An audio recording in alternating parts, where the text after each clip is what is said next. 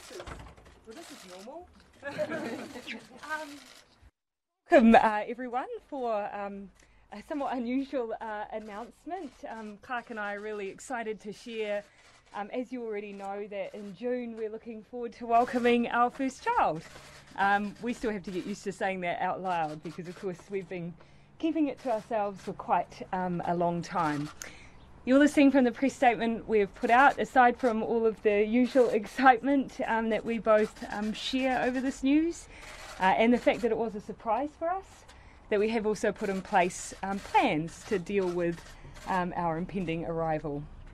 Obviously, I take very seriously the role of becoming a mum, as does Clarke becoming a dad, but we equally take seriously the role I've taken on as Prime Minister of New Zealand. That means that I will be taking 6 weeks of leave after the baby's arrival in mid-June. I've already spoken to the Deputy Prime Minister and asked that he take on the duties and functions of the Office of Prime Minister while I'm away, but we'll be working together through that time, as we do together now. After those 6 weeks, I'll be coming back on deck, and Dad will be Yes. Dad will be taking over duties as the full-time caregiver.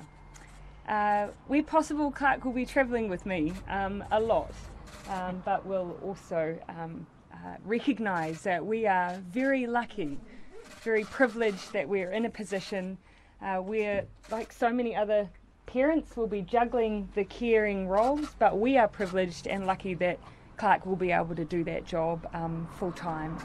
I am not the first woman to multitask. I'm not the first woman to work and have a baby.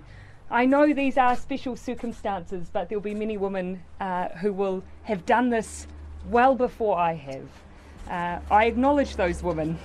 I am about to sympathise with them a lot, as I sympathise with all women who suffered morning sickness.